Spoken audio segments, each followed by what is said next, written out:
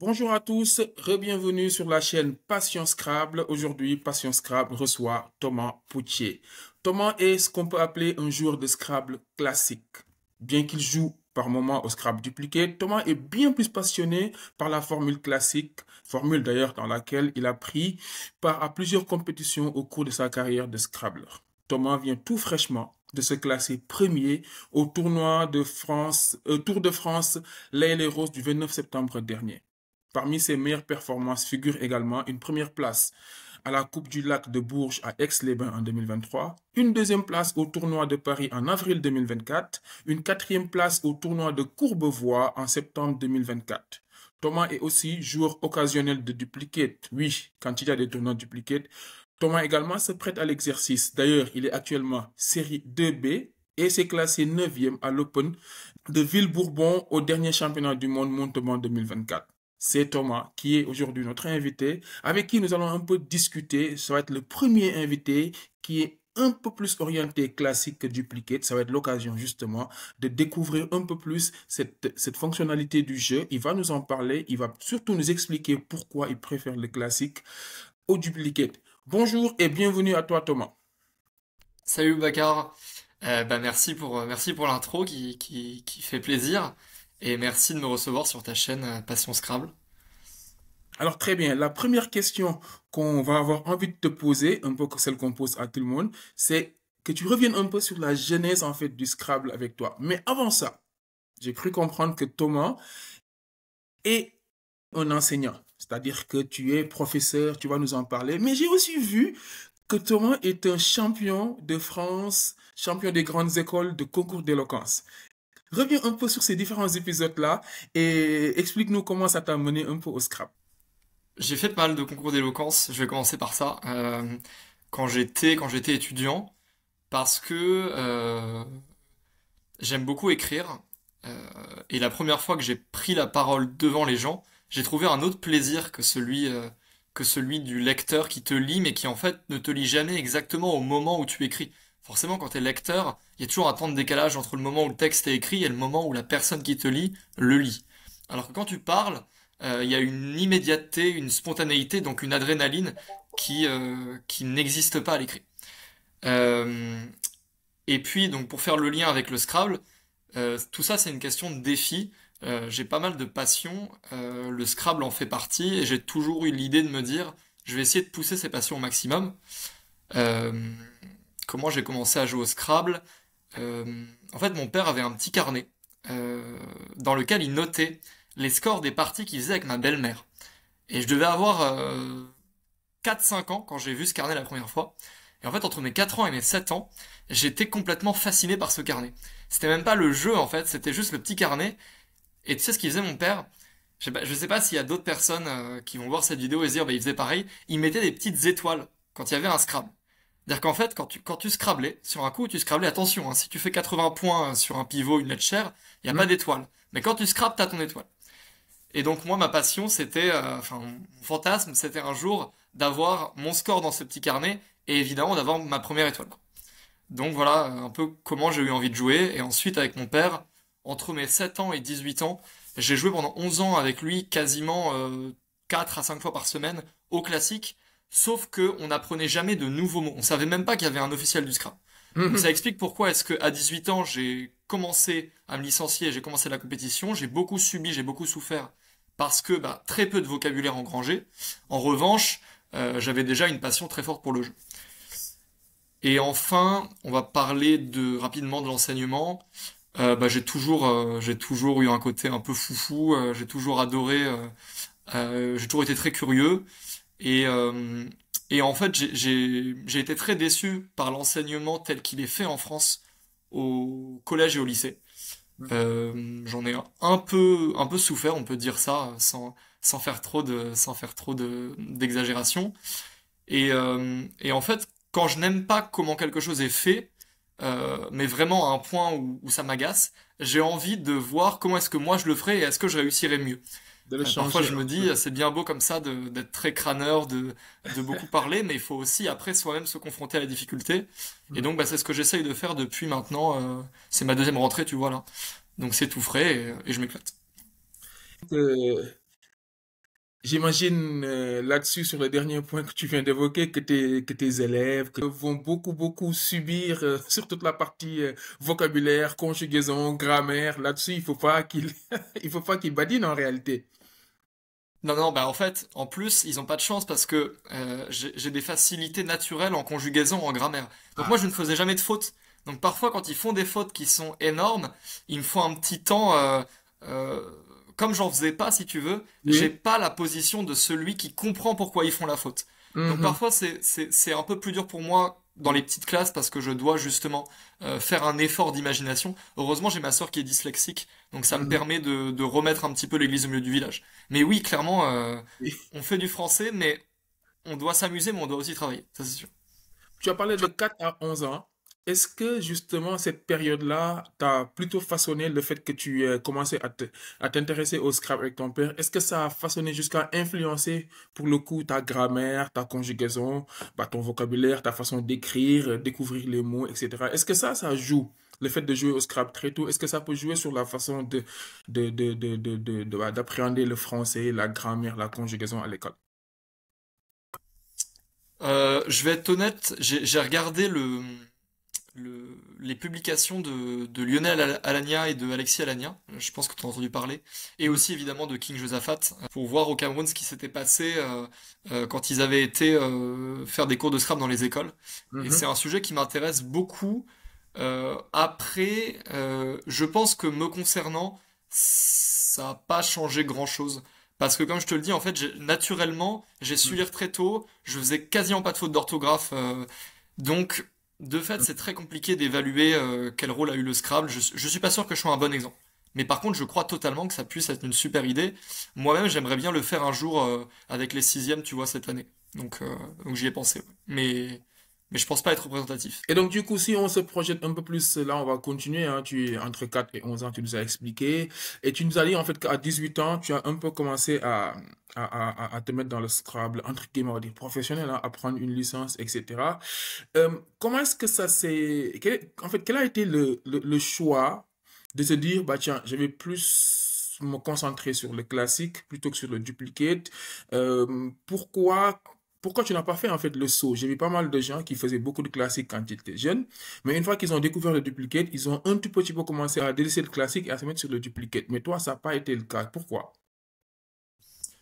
Alors, si ça a été le cas au départ, de mémoire, j'ai pris ma licence, je crois que j'avais plutôt 20 ans en réalité, mais je devais avoir, ça devait être fin 2018, mon premier tournoi, je crois que c'était à Montrouge, tu vois. Et c'était du duplicate. En fait, j'ai effectivement joué mon premier tournoi de classique de mémoire le jour de mon anniversaire de mes 20 ans. Mais donc le premier tournoi était en duplicate et j'ai joué ensuite en classique le jour de mes 20 ans, je m'en souviens, c'était à Boulogne-Billancourt. Euh, et en fait, effectivement, dans les premières semaines, dans les premiers mois qui ont suivi la découverte du duplicate, j'ai quasiment pas joué au classique. Euh, Au point que j'en ai arrivé à développer un goût très fort pour le duplicate et à relativiser un petit peu finalement l'intérêt du classique. Ça, c'est la réflexion juste après avoir découvert le duplicate. Mhm, Et en fait, ce qui est assez rigolo, c'est que donc si on se place entre 2019 et 2024, au fur et à mesure de la progression en duplicate, je me suis rendu compte qu'il manquait des composantes, de mon point de vue, dans le jeu. mhm. Il manque pour moi la composante stratégie, il manque pour moi la composante mentale.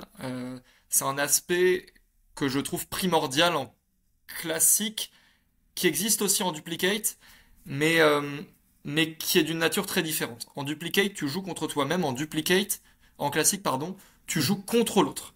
Et c'est pas exactement le même type de mental. Est-ce que finalement, en fait, les joueurs de classique, pour leur grande majorité, pour ne pas dire tous, ce qui les intéresse plus que sur le classique versus duplicate, c'est justement cette notion-là d'avoir moins de vocabulaire et plus de stratégie finalement.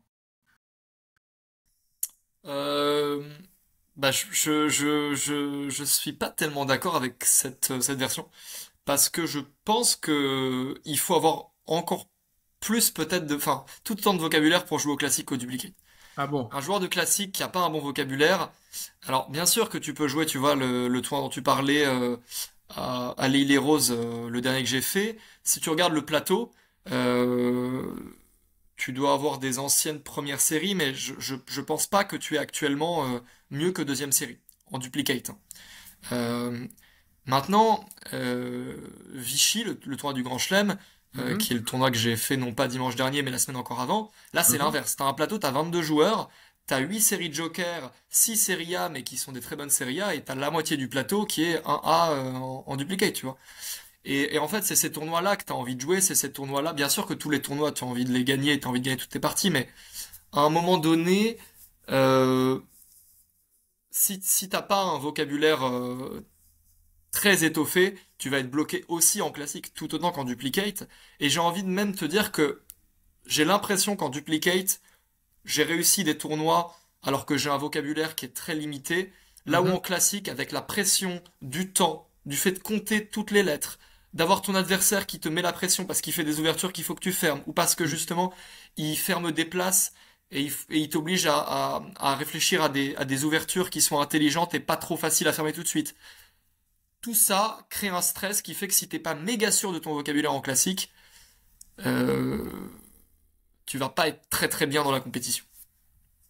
Est-ce qu'aujourd'hui tu as des anecdotes sur tes débuts, notamment sur la partie classique? Déjà, classique d'abord, après on viendra sur duplicate si tu en as fait. Est-ce qu'aujourd'hui tu as une anecdote forte sur le classique qui te marque jusqu'à maintenant? Je vais pas aller sur une forte, mais je vais aller sur une comique qui va peut-être donner du grain à moudre, pardon, aux gens qui pensent que le classique est beaucoup basé sur la chance. Euh, je la trouve assez drôle. Un jour, je joue contre Jean-François Lachaud à Arcis-sur-Aube. Donc il va gagner ce tournoi au final, et je crois il va, sur les 14 rondes, il va en gagner 12, il va en perdre une, et il va faire un match nul.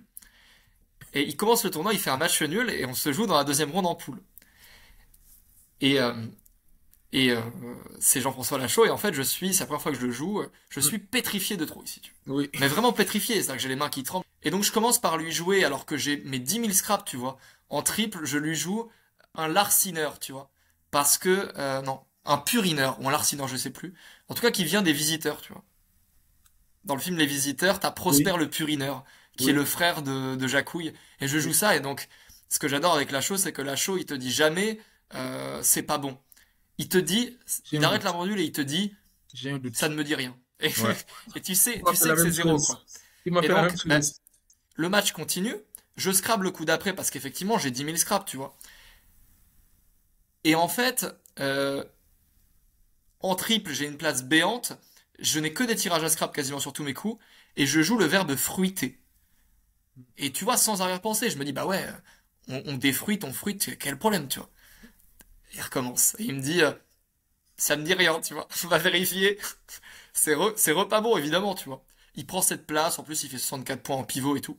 Et en fait, j'ai une main tellement insolente que je Oui. gagne quand même ce match, tu vois. Ce qui est fou. Mm. Et en Mm. fait, et ça m'a marqué, et comme ça c'est l'occasion de rendre hommage à un joueur que j'apprécie beaucoup et que je trouve très fort, c'est que dans l'interview que fait Pascal Astrez, qui à mon avis est encore consultable, Mm. il évoque brièvement ce match, sans évidemment citer mon nom, et il dit en fait, bah ouais j'ai perdu ce match, mais et j'ai commencé le tournoi par un nul et une défaite, mais ça m'a pas affolé, il dit. Mm. Parce que voilà, bah, il y a des matchs que tu peux pas gagner, et c'est Oui. pas grave, il y a 14 matchs, Mm. c'est un tournoi en 14 rondes, C'est donc il y ça. a largement le temps de se refaire, et donc si mon niveau est solide, à un moment donné, la chance va s'équilibrer, les LED vont s'équilibrer, la balance entre mon adversaire et moi, au niveau de la chance, va s'équilibrer, et donc je vais pouvoir quand même bien figurer, voire remporter le tournoi. Alors, sur la partie duplicate, tu fais partie des rares joueurs. Alors, s'il y a un autre joueur que j'ai vu le faire, c'était Tapsoba, Atanas. Jouer avec le tableau.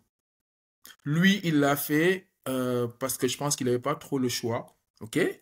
Mais toi, même quand tu as le choix, tu préfères jouer avec le tableau. Comment ça se fait? Comment tu arrives à jouer sans jeu devant toi et à faire de bons scores? Parce que j'ai été témoin de ça. Euh, oui, alors Athanas m'en a parlé en plus, c'est rigolo, je l'ai vu à Vichy et il m'en a parlé effectivement, il avait oublié son jeu, donc Hmm. voilà. Euh, Moi, ça a été un choix j'ai fait ça pendant un an. En fait, j'ai joué un tournoi à Aix, bah, le dernier Aix, Mhm. où, où je prends une bulle sur un Scrabble à deux jokers en faisant une erreur de lettre, de raccord. Enfin, je crois que j'ai fait à peu près toutes les erreurs possibles de faire avec un jeu Mhm. dans ce tournoi. Et plus que des erreurs, en fait, à un moment donné, je me suis rendu compte que quand j'avais les lettres, j'étais parasité dans ma réflexion. Je faisais que Mhm. bouger les lettres, agiter, essayer de chercher les places. J'essaye quand j'ai les lettres et quand j'ai la grille devant moi de préparer les places. Et en fait, mon cerveau est surchargé par un afflux d'informations qui l'empêche d'être concentré au moment où les lettres sortent. Et moi, ce que j'adore, c'est vraiment les 15 premières secondes de réflexion dès que tu as le tirage. Et même pouvoir essayer de voir s'il n'y a pas déjà un Scrabble au bout de 5 ou 6 lettres et se dire, ok, s'il y a telle lettre qui tombe, je vais Scrabbler. Et en fait, ça correspond vraiment à ma façon de penser, de travailler, de jouer au Scrabble. J'ai beaucoup de mal, sur un temps de réflexion de 3 minutes ou même de 2 minutes 30, à utiliser ces 3 minutes ou ces 2 minutes 30. Je vais être très performant sur 15 secondes, enfin très performant, relativement Mhm. voilà, à un niveau de série 2, on va dire, entre série 3 et série 2. Mhm. Je vais être très performant les 15 premières secondes, peut-être les 30 premières secondes, et ensuite les 30 dernières. Mais j'ai un côté, on va dire, très fainéant dans la vie de tous les jours. Je suis Mhm. un immense flemmard. Et donc moi, chercher 2 minutes 30 à essayer d'optimiser et tout, c'est pas mon truc. Donc, je me dis, la réflexion, c'est ça. C'est de se dire, qu'est-ce qui se passerait si j'avais plus de jeu? Mhm. Si j'étais uniquement tenu par l'adrénaline immense que tu as d'être sans jeu. Parce Mhm. que, voilà, les premières parties que tu joues en compétition sans ton jeu, sans rien, je- pour te dire, je ne l'amène même pas, parce que sinon, je sais que je vais être torturé entre l'idée de le sortir à un moment donné, ce qui va forcément me perturber. Donc, t'as un côté sans filet aussi que j'adore et qui rejoint les concours d'éloquence. Quand je faisais mes concours, j'apprenais toujours soit mon texte par cœur, soit je ne l'écrivais pas et j'avais juste les grands points. Ça m'obligeait en fait à être complètement connecté et en fait, à empêcher mon cerveau de trop penser. Plus je suis sans filet et plus je suis présent dans l'instant. Donc c'est pour ça. Maintenant, je trouve que j'ai bien progressé sans le tableau, que ça m'a aussi permis d'apprendre à rechercher d'autres façons que de Mhm. celle qui est la traditionnelle de bouger les jetons, de pastiller la grille, etc. Et en revanche, je vais me remettre à jouer avec le tableau, parce que je pense que je vais atteindre le maximum de mon potentiel avec le jeu, mais en me servant de cette année à jouer sans le tableau. Ok, donc du coup, cette année, tu vas commencer un peu à avoir un jeu, c'est ça que tu es en train de nous dire. Tu as commencé à avoir un jeu. Est-ce que finalement, comme ça a plutôt bien marché, quand je dis bien marché, mais vraiment, je me fie au stat, hein, tu étais troisième série, tu es passé deuxième série, donc ça veut dire que d'une manière ou d'une autre, en duplicate, tu as quand même réussi à faire une très belle saison la saison dernière, d'accord? Si tu as joué la saison dernière avec le tableau en faisant ce saut-là, si tu veux te mettre tu te veux changer de modèle, c'est-à-dire avoir un jeu, est-ce une façon de dire que si tu avais un jeu l'année dernière, tu aurais fait un meilleur saut? Ou bien est-ce une façon de dire en fait que tu vas t'essayer, est-ce que c'est pas risqué? Non, effectivement, j'ai fait de très très loin la meilleure saison en duplicate l'an dernier. Après, c'est aussi lié à d'autres facteurs. J'ai un travail que j'aime bien, on en a parlé au début. Moi, c'est très important pour moi d'avoir l'esprit un peu libéré, dégagé. Donc c'est important d'avoir une situation qui me tient. Mais pour revenir sur le Scrabble, non, je pense que cette progression était vraiment nécessaire pour moi de jouer sans jeu. Mhm. Maintenant, je pense que j'ai un peu mieux compris comment on cherche. Ça paraît assez dingue de dire ça, de se Hmm, dire tiens, il a joué sans jeu pour oui. comprendre comment est-ce qu'on faisait pour chercher. Mais pourtant, j'ai l'impression de pas dire un truc trop absurde en soi. Hmm, Euh, j'ai l'impression que la recherche au Scrabble est un truc qui est vraiment dur, c'est vraiment technique. Quand on voit que des champions ils passent un temps considérable, essayent plein de méthodes dans leur carrière de Scrabbler, hmm, ça me paraît pas fou d'avoir essayé un an, ça m'a beaucoup permis de progresser. hmm. Si je vois que cette année, avec le jeu, je déchante, bon bah je le rangerai, mais j'ai l'impression que ça va bien se passer avec le jeu et que je vais bénéficier de cette année. Maintenant, je pense que c'est surtout le travail du vocabulaire. Comme je t'ai dit, je suis un grand flemmard qui va être décisif. On va y arriver d'ailleurs, c'est la rubrique suivante, mais on finit d'abord sur cette rubrique, ta façon de jouer avant de venir sur la rubrique suivante. Pour finir sur ta façon de jouer, on a dit en fait que tu joues sans jeu, etc. Est-ce que dans ton parcours de Scrabbler et en regardant vraiment autour de toi avec les champions, parce que tu as fait des champions du monde, etc., est-ce que tu as vu un grand champion faire comme toi? jouer sans jeu? Ou bien est-ce que vraiment tu es le seul que tu connais qui fait ça? Il y a Nicolas Beaufort du club de Bougival qui est espoir, qui doit avoir 21 ans, je pense, et Baptiste Mouillon, qui est espoir aussi, qui doit avoir 24 ans, du club de Nancy. Il y a évidemment Gauthier, qui lui peut même jouer sans la grille, hein. Je sais pas si tu connais cette histoire, mais il faudrait que faudrait que tu l'interviewes, mais rapidement, il a joué dos au tableau, donc c'est l'équivalent des yeux fermés, hein, dos au tableau, sans grille, sans jeu, sans tableau. Uniquement en entendant l'annonce du juge arbitre. Euh, il y a une publication, il y a plusieurs publications de Thierry Chinchol, me semble-t-il, sur Scrap Forum de discussion. Et en fait, il a fait -6, -5, je crois, les deux premières parties, et il a dû craquer autour de -41, un truc comme ça. Je crois que ça fait -55 en TH3 au total. Wow. C'était à Valentinier, pour ceux que ça intéresse. Donc oui, bien sûr qu'il y en a qui le font, mais après, Baptiste a toujours son jeu dans les gros tournois, me semble-t-il. Nicolas a pas joué depuis longtemps, à part aux interclubs, mais il me semble qu'il a quand même son jeu. Mhm. Globalement, je vois personne faire comme ça, et comme l'idée c'est quand même un jour peut-être de passer série 1, voilà, on va dire que si j'arrive à atteindre ça, je serai content. Je me rends bien compte qu'il y en a pas qui le font de manière régulière dans les gros tournois, Mhm. et donc ça peut aussi être une idée qui va s'essouffler à un moment donné de jouer sans jeu. Ça serait étonnant que tous ceux qui sont série 1 jouent avec leur jeu et que je sois comme ça le seul à arriver et à Mhm. jouer sans jeu. Bah Euh, oui. Maintenant, tu commences à mettre le pied carrément dans l'étrier et à titiller les grands champions. C'est bien que tu parles de ton objectif, on en parlera. Mais là, on vient de finir en fait la partie comment tu joues. Là, on va aborder la partie comment tu te développes. C'est-à-dire qu'aujourd'hui, comment est-ce que tu développes ta technique, ton vocabulaire, ta stratégie, autant sur la partie classique que sur la partie dupliquée. Combien de temps tu accordes au Scrabble, etc. Comment est-ce que toi tu fais pour développer en fait ton esprit Scrabble? je joue des parties. Je suis pas un grand fan de l'apprentissage de vocabulaire. J'aime bien les anagrammes. Hmm. Je trouve ça sympa. J'aime bien aussi les moyens mnémotechniques qui sont un peu délire. Simon Valentin s'est amusé à faire des phrases types avec les mots en âge. Je trouve ça assez drôle, le concept. Ah, Donc il a une phrase type. Est-ce que j'ai un exemple? J'en ai pas là comme ça. J'essaie si ça me revient, mais en tout mhm, cas il sait que s'il n'y a pas de phrase avec tel mot en âge, ce mot en âge n'est pas bon. S'il n'est pas capable de former sa phrase. Donc ça, je trouve ça assez drôle. Mais majoritairement, je suis feignant, donc je joue des parties en, en topping. Je joue des parties de topping de Blitz, probablement tous les jours, j'imagine, quand j'ai un peu de temps dans le métro. ça veut dire qu'un mot que tu vois dans une partie d'entraînement, topping, etc., tu es capable de le garder en tête? C'est comme ça que ça fonctionne? Ouais, globalement, j'ai une bonne mémoire. Je pensais que j'avais une très bonne avant de rencontrer les Scrabblers. Quand j'ai rencontré, en plus, j'ai pas de peau parce que je suis espoir en France. Alors, si tu veux, dans les espoirs, voilà, c'est inhumain, quoi. C'est-à-dire, toi, tu penses que t'as une bonne mémoire, tu rencontres Gauthier Houillon, Baptiste, Quentin, je sais pas qui tu veux, Corentin, etc., etc.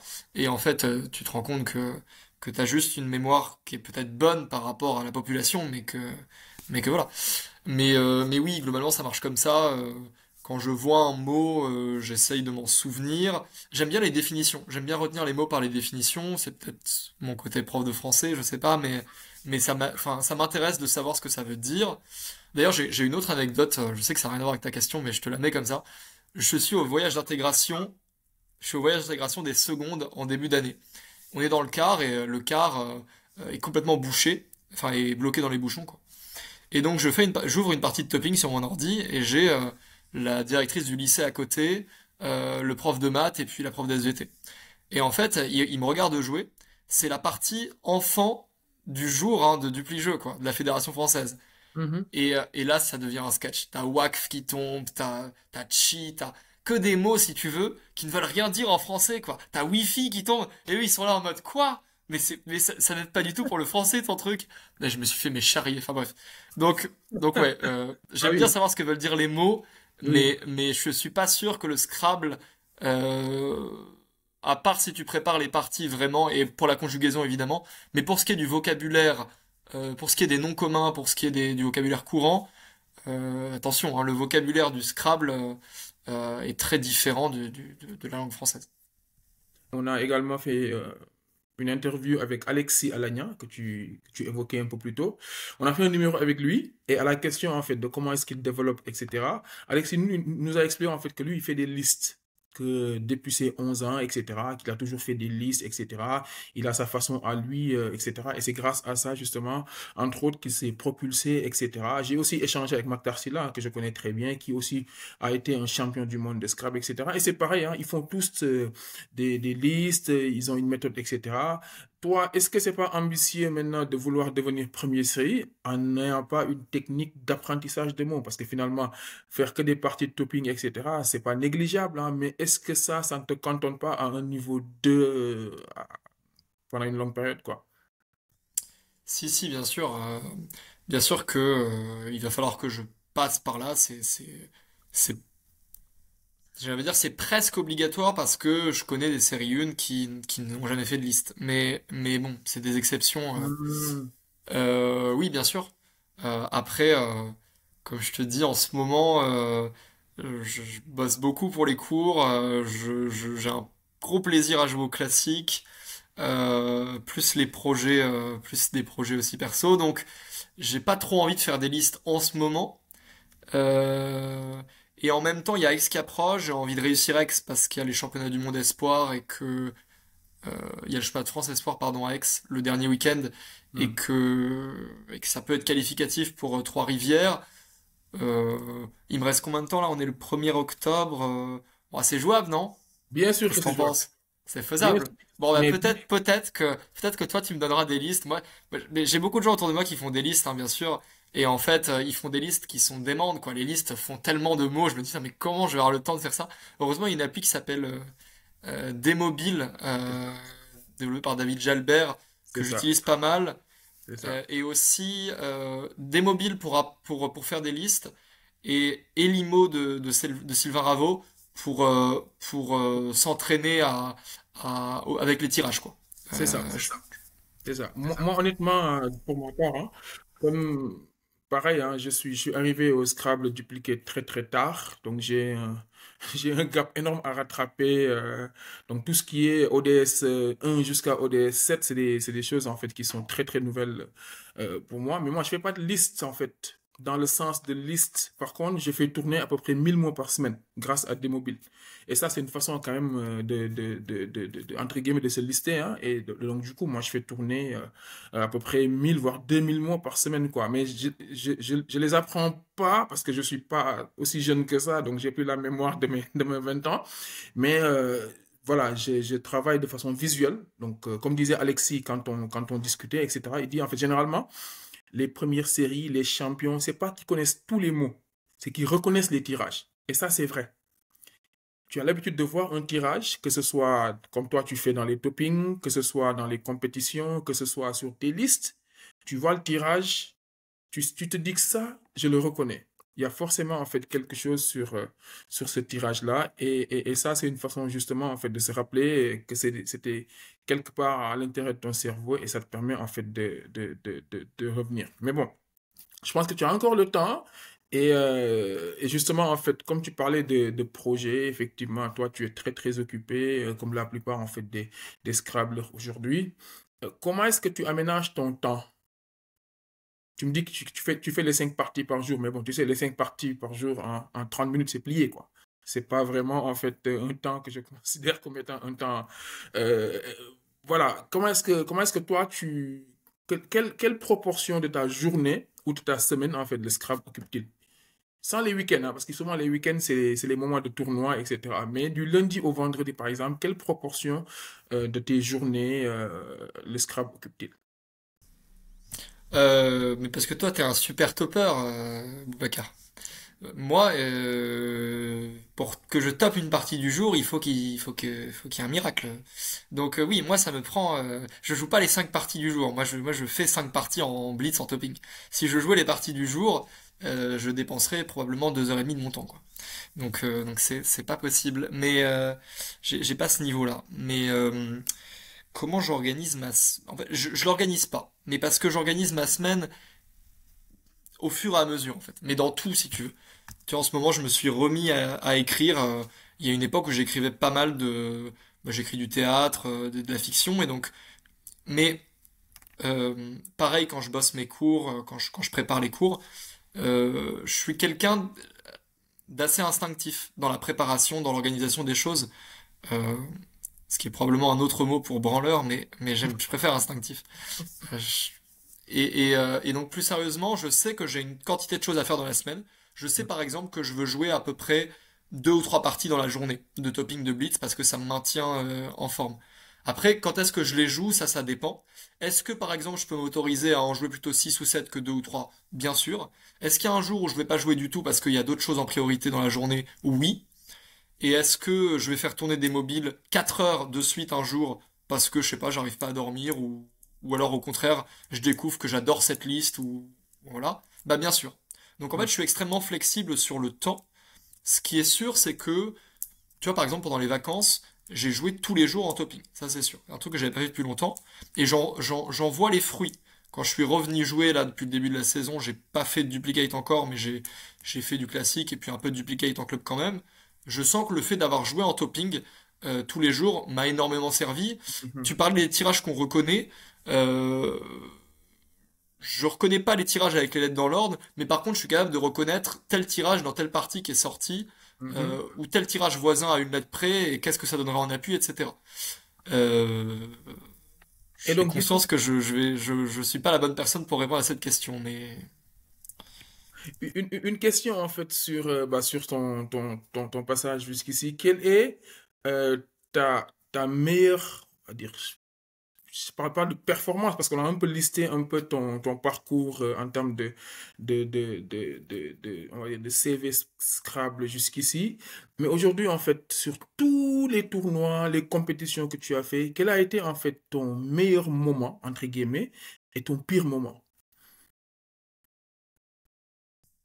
le meilleur moment, je pense que c'est le Grand Prix que j'ai remporté à Montauban. Euh, c'était euh, euh, C'était l'Open des championnats du monde, le Grand Prix juste avant le début de l'élite. Euh, Pourquoi? Parce que en fait, la formule Grand Prix, ça faisait 2 3 ans qu'à chaque fois j'échouais à une place à chaque fois, quasiment à tous les tournois. Il y a une sorte de malédiction là-dessus. Euh, et en fait, j'adore ce concept de tu trouves pas le top, ça dégage. Et, euh, et, euh, et puis, comme toi, on est tous les deux, je pense, des joueurs qui aimons bien l'adrénaline, qui aimons bien cette intensité d'avoir un temps extrêmement court de réflexion et de devoir répéter comme ça cette espèce de, de, de jeu sans filet. Donc en fait, je me suis éclaté dans ce Grand Prix, quoi. Je me suis éclaté et grand kiff de gagner pour ton premier Grand Prix. En plus, il y avait pas mal de monde qui a rejoint parce qu'il y avait le classique à côté. Donc il y a d'autres personnes qui sont revenues dans la salle. Et en fait, ce qui était chouette, c'est que si tu veux, j'étais le plus mal classé des 15. Je devais être table 9 ou 10. Et en fait, il y avait tous les gens dans cet Open que j'ai connus à mes débuts, avec qui j'ai commencé en 2019, et avec qui j'ai pris tous les zéros du monde, avec qui on a fait n'importe quoi, où on a fait des -300, où on s'est mangé des nonuples, où on a fait nos parties après en disant mais on n'aura jamais tel niveau, etc. Et du coup, il y avait un peu ce côté, tu sais, Carquefou qui gagne en Coupe de France contre l'OM, tu vois, t'as ce côté un peu. Donc ouais, donc clairement, c'est mon meilleur souvenir. Et puis après, tu m'as demandé un où je me suis senti pas bien. Les championnats de France de scrap classique à Golbet l'an dernier. Je commence en faisant 0,7. Je commence l'an dernier oui, c'était à Golbet, je crois. La première journée des championnats de France de Scrabble classique, je commence par 7 défaites de suite. Et alors le pire, c'est que c'est pas qu'un manque de chance, hein, si tu veux. Bah évidemment, c'est que je sentais à chaque partie que j'étais pas dedans, tu vois. Et je sentais, et en fait, quand tu commences à avoir l'appréhension d'une fin de partie, parce qu'en fait, c'est même cette partie où il y a des choses qui sont pas trop mal dans la partie, mais à chaque fois en fin de partie, je suis bouffé par le stress. Et en fait, tu sais, quand tu commences à sentir ça, et que tu sais que tu dois y aller encore, t'as l'impression que tu vas à l'échafaud. Tu vas à l'abattoir, quoi. Est-ce que tu te rappelles ou bien est-ce que tu as le souvenir de ton meilleur coup, c'est-à-dire le coup où tu es vraiment fier de toi? Ça peut ne pas être un mot pas connu, hein, ça peut souvent être en fait des raccords, etc. Mais est-ce que en compétition officielle, en duplicate par exemple, est-ce que tu te rappelles en fait d'un coup où tu es vraiment fier de toi? Tu dis ouais, ce coup-là, ouais. Ouais, je me souviens d'un diégèse. Un diégèse en blanchard total à 61 points. On est 9 à le trouver. Ça doit être, je dois avoir 2 ans de scrap maximum. Donc ton tirage, c'est donc D2E, I, G2S. Voilà. Il te manque un E, et donc il faut réussir à scrabler. C'est le seul scrap qui passe. Et ouais, on est 9 à le trouver. Et en fait, c'est simplement que en littérature, la diégèse, c'est en fait, c'est l'univers du récit, la diégèse, hein. Euh, et donc, bah, c'est un mot suffisamment courant pour que, immédiatement, quand j'ai eu le tirage, tout de suite, je l'ai formé. Et ouais, j'étais très content de ça. Et le pire, un coup que tu as raté qui t'a fait tout mal. Il y en a tellement, si tu veux, que... allez, je vais me flageoler devant tout le monde. Tu sais, les Open au championnat du monde, à Montauban, ils étaient découpés de telle sorte que t'en aies un qui soit un TH2 et l'autre un TH5, en parallèle de l'élite qui a un TH7 entier. Et donc la première partie, le TH1, je me refuse le verbe daguer. Ce qui est fou, si tu veux. Je suis Non. hyper bien dans la partie, daguer fait 105 points, le Oh, sous-top en fait genre 30, tu vois, ou 35, et je me en plus. refuse daguer. Pourquoi? Je ne sais pas. Et Ouais. genre, on doit être 4 ou 5 masochistes à s'être refusé daguer, tu vois. Et donc en fait, il reste plus qu'une partie après, tu vois. Donc j'ai tellement Ouais. de retard que je me dis, bah, il faut forcément qu'il y ait un onub dans cette partie ou un truc pour que je revienne. Et, euh, et à un moment donné, bah, je crois on pose un T en deuxième lettre. On doit poser un T en H2. Et on a un tirage, on a le tirage A, AE, euh, IN, R, D, et puis encore un autre T, tu vois. Et, euh, et du coup, bah, évidemment, dans un déni total, j'ai tenté stridente avec un A en onuple. Ah bah oui, à un moment donné, tu te lâches quoi. Bien sûr, bien sûr. En me disant, bah, de toute façon, si je veux revenir, il y a que comme ça, il faudrait que stridente soit rentré avec un A. Voilà. On sait jamais. Une fois qu'on est largué, on cherche tous les moyens. Alors maintenant, avant de parler des perspectives, de tes perspectives pour la saison à venir, euh, à ton avis, aujourd'hui, quand tu regardes l'écosystème en fait du Scrabble, qui va forcément en fait se redessiner dans les prochaines années, dans les 5 voire 10 prochaines années, qui penses-tu en fait, quel serait par exemple le top 4 top 5 que tu penses en fait que d'ici 5 10 ans, c'est eux qui vont être les meilleurs joueurs au Scrabble? Alexis et Gauthier me viennent en priorité. Euh, je suis persuadé qu'Alexis et Gauthier seront dans le top 5. Dans quel ordre, c'est un peu dur à dire. Je pense que Gauthier a de l'avance pour l'instant. Pas beaucoup, mais encore un petit peu. Corentin, Tournedoué pourrait être dans ce top 5. À mon avis, Sanson et Antonin vont pas faiblir. C'est-à-dire que je les vois toujours dans le top 5. Sanson est jeune, hein. Je vois pas pourquoi il y serait pas encore. Antonin, jeune ou pas jeune, enfin, je veux dire, quel que soit l'âge, c'est indestructible.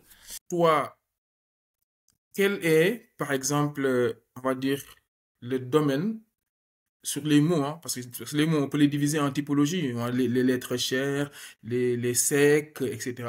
Toi, c'est où est-ce que tu penses que est ta force? Est-ce que ta force est beaucoup plus sur les combinaisons avec des lettres chères?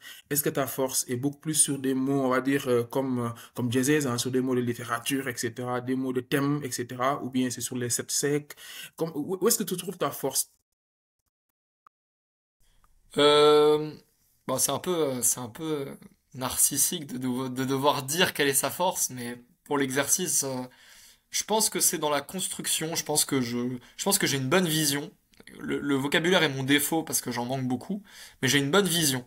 Par contre, tu vois, par exemple, à, t'as Athanas qui me dit à Vichy, euh, qui dit, euh, qui dit à Jérôme devant moi, à Jérôme Guérel, ah, t'as eu que de la chance et tout, t'as eu des Scrabble insolents, tu joues Terlenka et tout, et Jérôme dit, bah c'est bien quand même Terlenka. Et Athanas dit, mais tu crois vraiment que ici, sur ce plateau-là, il y a quelqu'un qui va rater Terlenka, tu vois?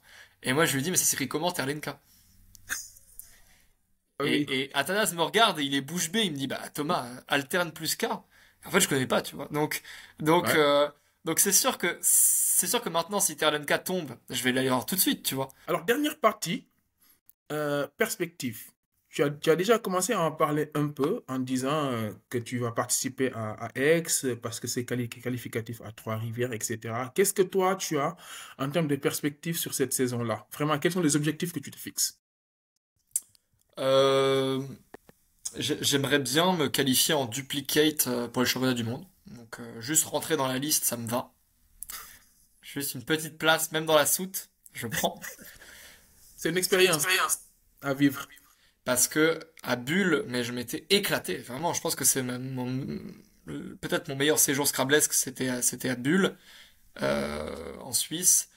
Et en fait, c'est impossible financièrement pour moi d'aller au Canada si je suis pas défrayé, quoi. Donc évidemment que je vais essayer de me qualifier. Mhm. Euh, Après, j'ai plus d'objectifs classiques cette saison que duplicate. J'ai déjà j'ai déjà joué 29 matchs depuis le début de la saison. Et puis là arrive l'Open de Saint-Ouen.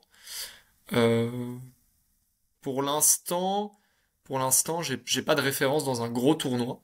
Et donc c'est pour ça que je travaille de plus en plus avec Quackle, qui est un outil, je pense que tu connais, qui permet de regarder après coup ce que l'ordi te proposait comme solution dans une partie classique. Ça nécessite de noter toutes les lettres de son tirage à chaque coup, de prendre la grille en photo à la fin si tu n'as pas écrit les références alphanumériques des coups que tu joues et de ceux de ton adversaire. Mhm. Euh, et puis ensuite, tu peux rentrer à chaque fois le déroulé de la partie. Le seul truc que tu ne connais pas, c'est les tirages de ton adversaire. Là, tu peux juste mettre les mots qu'il avait. Partie que tu as perdu et partie que tu as gagné. Tu vois, j'ai refait les parties que j'ai jouées ce week-end. Je constate sans surprise en les rejoignant que j'ai pris une foule de mauvaises décisions qui est immense. C'est-à-dire que à Ley, si tu veux, 4 parties sur 5 que j'ai gagnées, j'ai juste fait une erreur de moins que l'adversaire. Mais ce qui est hyper intéressant de remettre les parties dans l'ordi, c'est de voir que par contre mes adversaires ont aussi fait des grosses conneries. Et que donc, bien sûr qu'il y a des parties, si tu joues contre Gauthier, si tu joues contre Athanase, etc., l'erreur se paye cash normalement. Euh, et puis, il y a des très bons joueurs qui font quand même des erreurs parce que le classique est un jeu très dur. Euh, pour revenir sur le duplicate, parce que je sais qu'il y a quand même beaucoup de gens qui jouent au duplicate et qui regardent la chaîne, j'aimerais bien conserver mon équipe, conserver ma présence dans l'équipe de Paris-Élysée, parce que l'an dernier on a fait les interclubs classiques, les interclubs pardon, duplicate ensemble, et ça serait sympa qu'on arrive euh, cette année, pourquoi pas, un peu mieux que l'an dernier. L'an dernier on a fini septième, donc troisième de division 1, ce qui est déjà bien à l'échelle de la France, hein. Mais je pense qu'on pourrait essayer de viser mieux. Donc voilà, deux objectifs, c'est globalement se qualifier pour les championnats du monde, euh, faire mieux que l'an dernier par équipe. C'est très important pour moi de jouer par équipe. C'est un truc que j'adore, c'est un concept que j'aime Mhm. beaucoup. Jouer pour Mhm. son club, je trouve ça hyper important. Et peut-être au niveau du classement, essayer de passer série 2A. Pour l'instant, j'ai pas suffisamment de temps à consacrer euh, en termes de révision et d'apprentissage pour passer série 1. En revanche, j'aimerais bien ouais, passer 2A et peut-être essayer de topper ma première partie. Voilà. Parce que j'ai jamais topé en compétition, Très bien. donc, euh, donc ça va être un challenge. Super, bah, très bien. Les objectifs sont plutôt très, très, très, très bien. Bah, écoute, on espère que Tout ça va se réaliser. On essaiera, en fait, en tout cas à la fin de la saison, si tu nous l'accordes encore une fois, de te reprendre ici pour faire un petit bilan, 12 mois plus tard, pour voir justement comment. Et on espère que ce sera Trois-Rivières. Comme ça, on aura l'occasion justement que tu nous fasses vivre un peu comment ça se déroule pendant les championnats du monde. On est arrivé au terme. Merci pour ta présence. Est-ce que tu as un mot de la fin?